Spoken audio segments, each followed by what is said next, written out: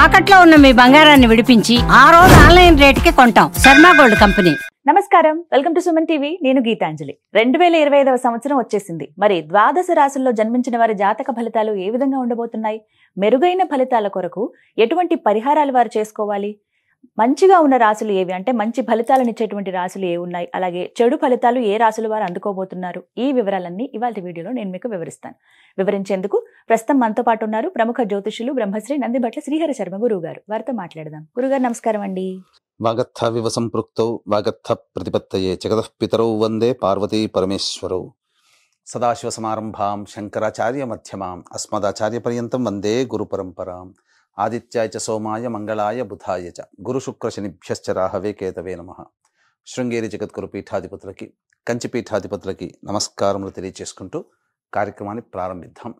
వీక్షించేటువంటి Suman TV ప్రేక్షకులకి గమనిక, ఇప్పుడు మనం చెప్పుకోబోయేటువంటి రాశి ఫలాలు ఏవైతే ఉన్నాయో అవన్నీ కూడా ఆంగ్ల నూతన సంవత్సర గమనాన్ని దృష్టిలో పెట్టుకొని జనవరి 1వ తారీఖు నుంచి డిసెంబర్ 31వ తారీఖు వరకు మాత్రమే ఉన్నటువంటి గ్రహాల స్థితిగతులను బట్టి వివిధ రాశుల వారికి ఏ విధంగా ఉండబోతుందో తెలుసుకుందాం.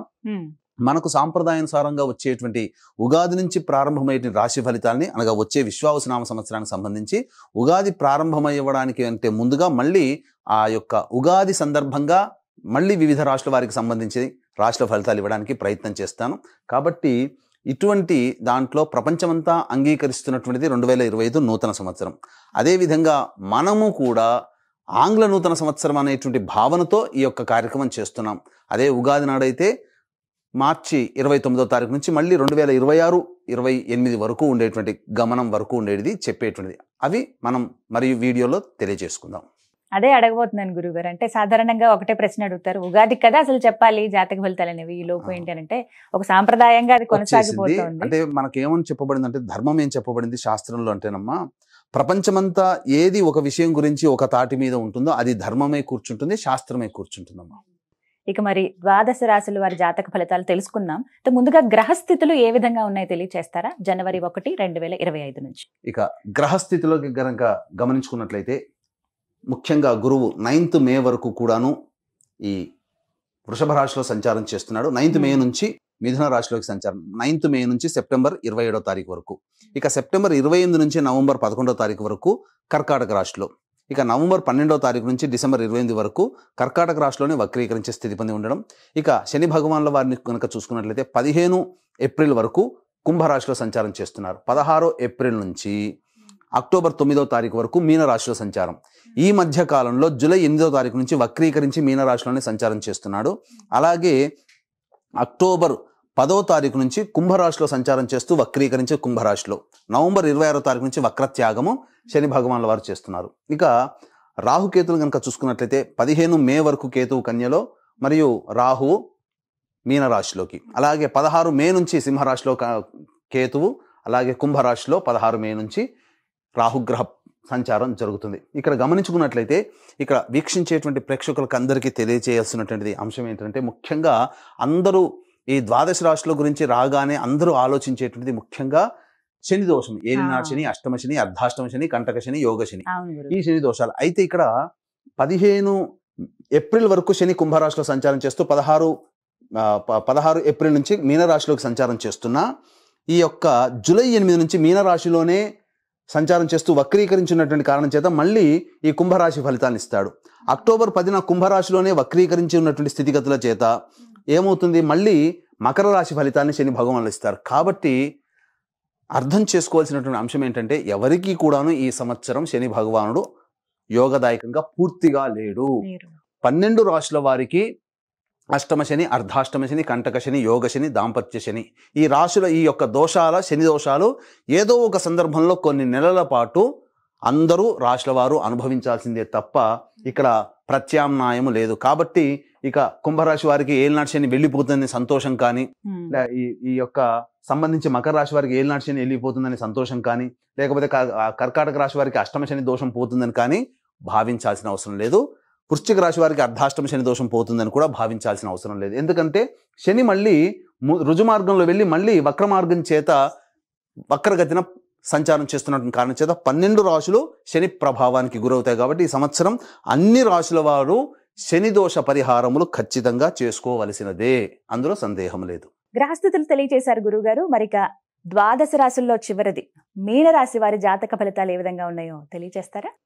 జనవరి 1వ తారీఖు నుంచి డిసెంబర్ 31వ తారీఖు వరకు ఈ యొక్క మీనరాశిలో జన్మించినటువంటి వారికి ఏ విధంగా ఉండబోతుందో వంటి విషయాల గురించి మనం క్లుప్తంగా తెలియజేసుకుందాం. ఇంతకుముందు గ్రహ సంచారం గురించి తెలుసుకుందాం. ఆ గ్రహ సంచారం వల్ల ఎటువంటి సమస్యలు, ఇబ్బందులు ఎదురవుతాయని తెలుసుకుందాం. ముఖ్యంగా గమనించుకున్నట్లయితే ప్రధానంగా ఈ యొక్క 9 మే వరకు గురువు వృషభ రాశిలో సంచారం చేస్తుంటారు. కానీ 30 మార్చి వరకు వక్రీకరించినటువంటి కారణం చేత 2వ స్థాన ఫలితాలు కూడా మీకు అందుబాటులో ఉంటాయి.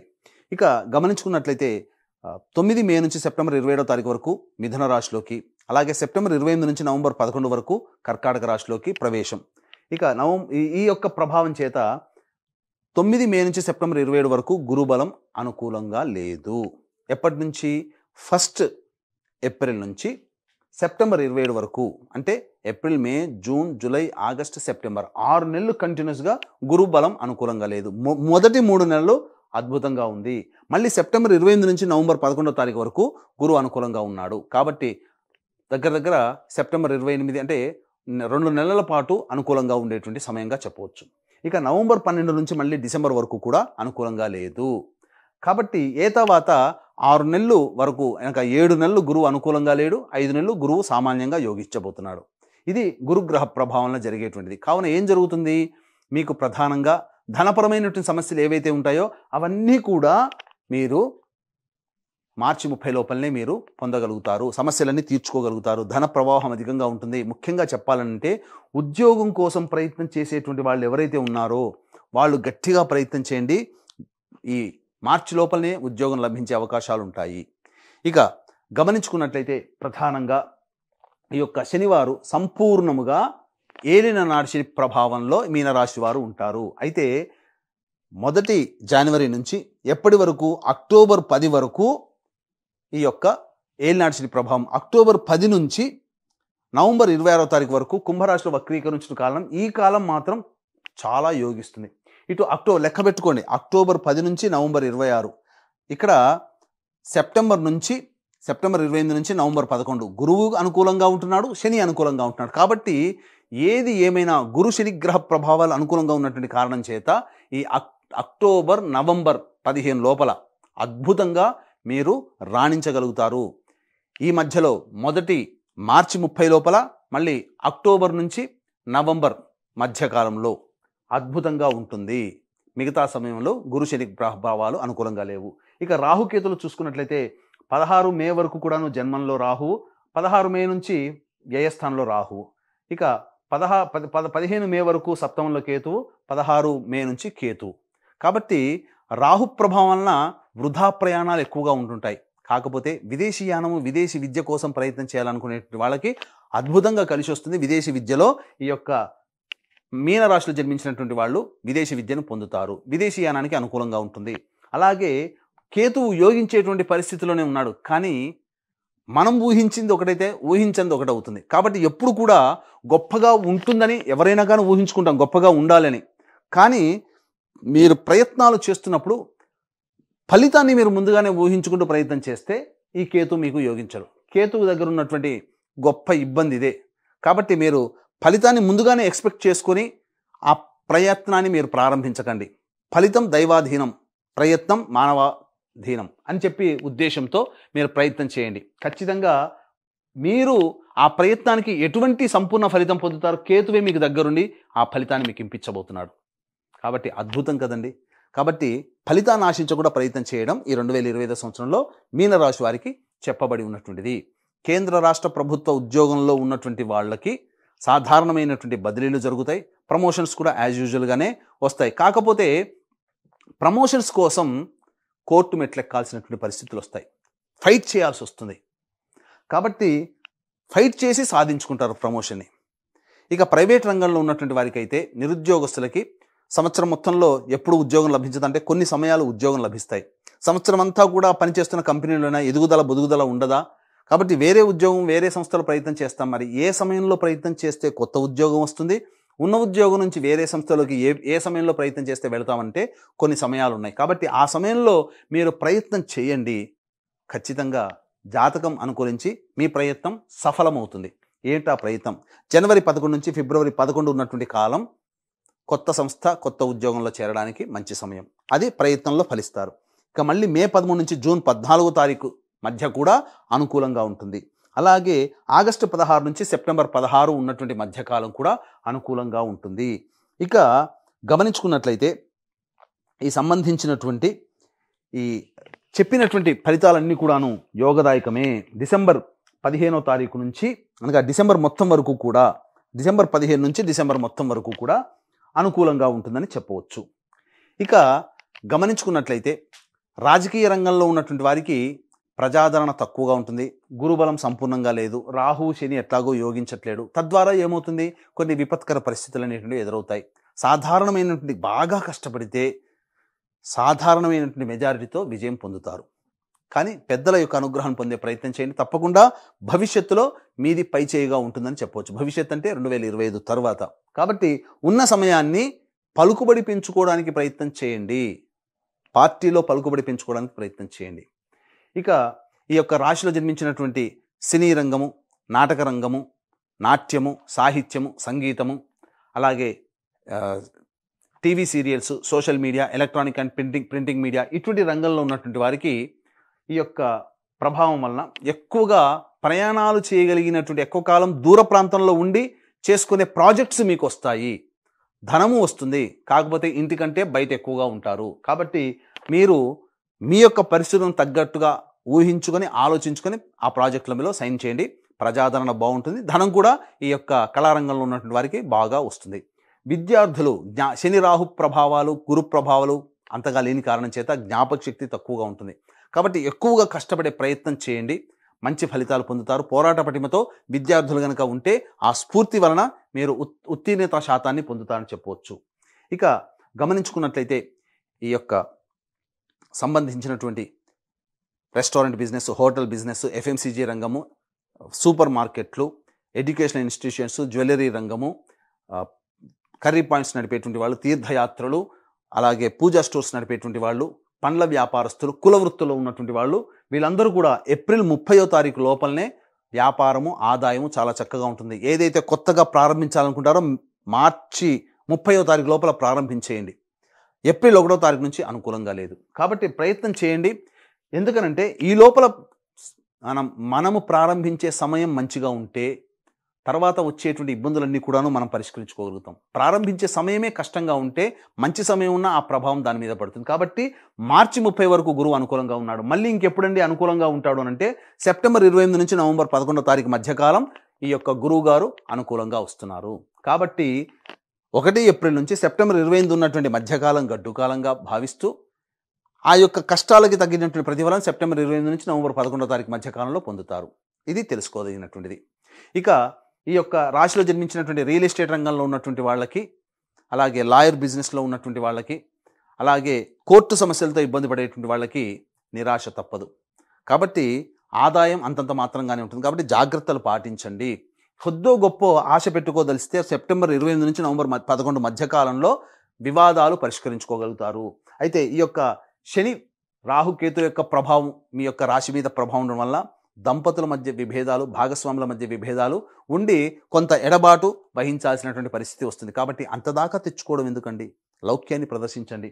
శని రాహులు ఎలాగో అనుకూలంగా లేరు. తత్కారణం చేత ఇబ్బందికర పరిస్థితులు ఉంటాయి. కాబట్టి జీవిత భాగస్వామి లేదా వ్యాపార భాగస్వామి నిర్ణయాన్ని ఆమోదం తెలుపుకుంటూ వెళితే సమస్యే ఉండదు.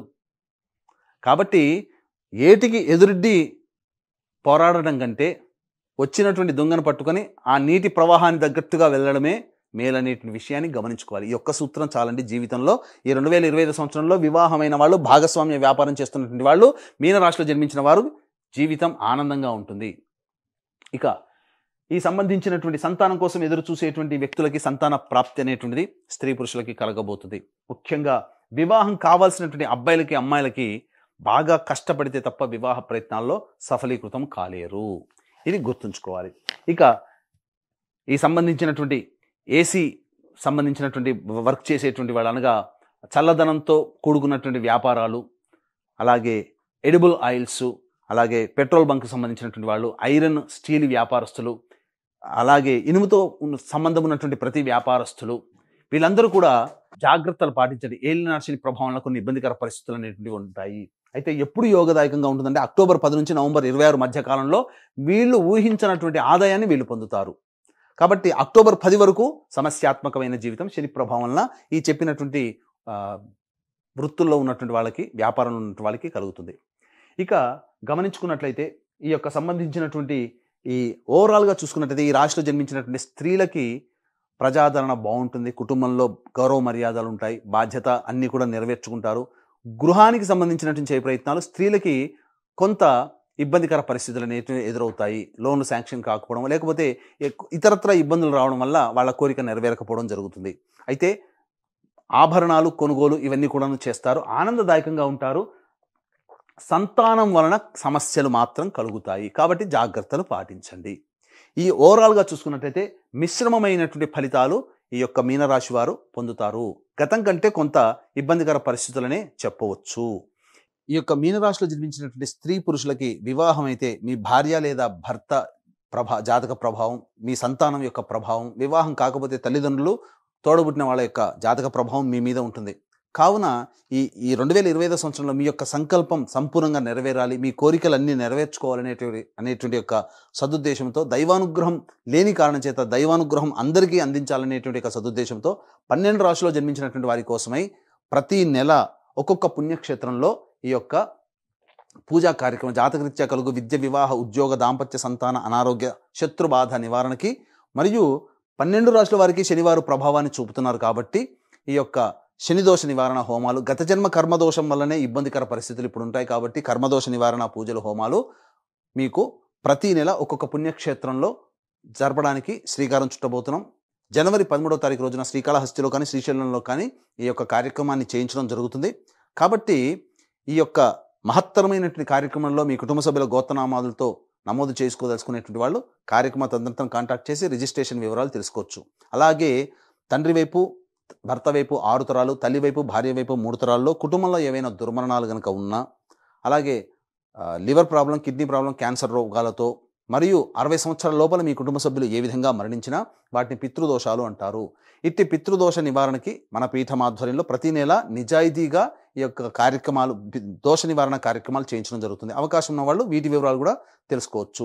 ఈ 3 రాశులు మకర, కుంభమైన శని ప్రభావంతో ఉన్నాయి, ప్రత్యేకించి ఏలినాటి శనితో ఉన్నాయి. కాబట్టి వీరు ఎటువంటి పరిహారాలు చేసుకోవాలి, ఈ సంవత్సరం అంతా కూడా శుభ ఫలితాలు పొందాలంటే వారు చేసుకోవాల్సిన పరిహారాల గురించి వివరించండి. ఈ యొక్క మీనరాశిలో జన్మించినటువంటి వారికి సంబంధించి చూసుకున్నట్లయితే ప్రతిరోజు దత్త అష్టకం, కాలభైరవాష్టక పారాయణం, అలాగే సుబ్రహ్మణ్య భుజంగ స్తోత్ర పారాయణం అనేటువంటిది ప్రతిరోజు కూడాను రోజుకి 3 సార్లు పారాయణం చేయండి. వీలు కుదిరినప్పుడల్లా విష్ణు దేవాలయము, అమ్మవారి దేవాలయ సందర్శనం చేయడం మీకు సర్వ సమస్యలకి పరిష్కారంగా చెప్పవచ్చు. అయితే ఇప్పుడు చెప్పినటువంటి పరిహారాలు జరిగినా జీవితం ఇంతకన్నా విభిన్నంగా ఉంది అంటే మీ యొక్క జన్మజాతకంలోని నడుస్తున్నటువంటి గ్రహ దశాంతర్దశల యొక్క ప్రభావాలు. కావున దగ్గరలోని మంచి ఉపాసనా పరులైనటువంటి జ్యోతిషుల్ని సంప్రదించి వారి సలహాలు, సూచనలు కనుక పాటించినట్లయితే మీ జీవితం మరింత మెరుగైనటువంటి పరిస్థితిలో ఉండాలని ఆశిస్తూ సర్వం శ్రీ ఉమామహేశ్వర పర బ్రహ్మార్పణమస్తు. వివరించారు గురుగారు, ధన్యవాదాలండి.